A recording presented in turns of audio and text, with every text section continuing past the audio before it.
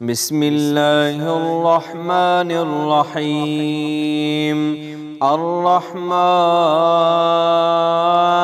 علم القرآن خلق الإنسان علمه البيان.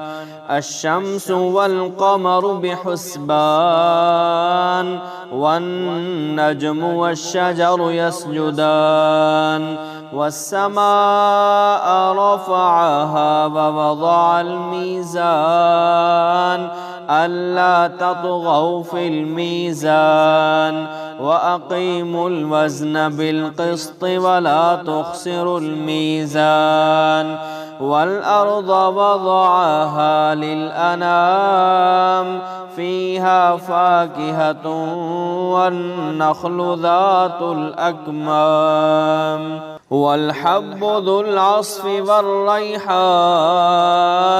فبأي آلاء ربكما تكذبان خلق الإنسان من صلصال كالفخار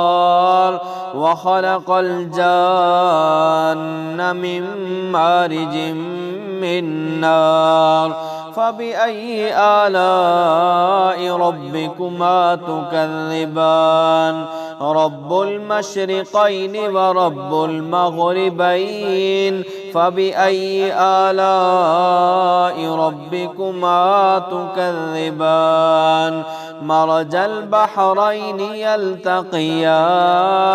بينهما برزخ لا يبغيان فبأي آلاء ربكما تكذبان يخرج منهما اللؤلؤ والمرجان فبأي آلاء ربكما تكذبان وله الجوار المنشآت في البحر كالأعلام فبأي آلاء ربكما تكذبان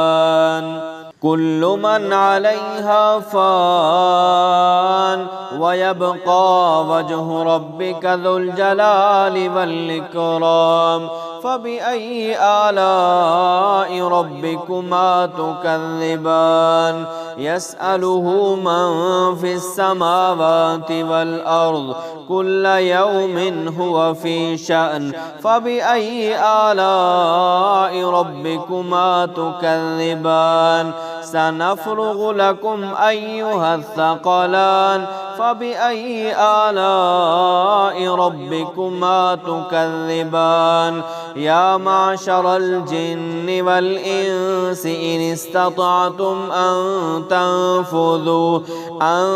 تنفذوا من أقطار السماوات والأرض فانفذوا لا تنفذون إلا بسلطان فبأي آلاء ربكما تكذبان يرسل عليكما شواظ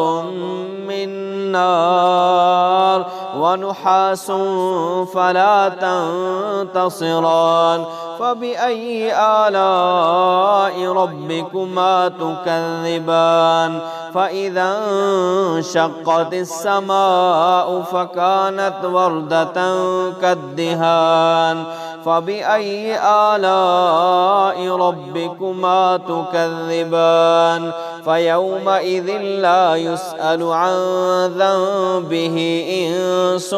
ولا جان فبأي آلاء ربكما تكذبان يعرف المجرمون بسيماهم فيؤخذ بالنواصي والأقدام فبأي آلاء ربكما تكذبان هذه جهنم التي يكذب بها المجرمون يطوفون بينها وبين حميم آن فبأي آلاء ربكما تكذبان ولمن خاف مقام ربه جنتان فبأي آلاء ربكما تكذبان ذواتا أفنان فبأي آلاء ربكما تكذبان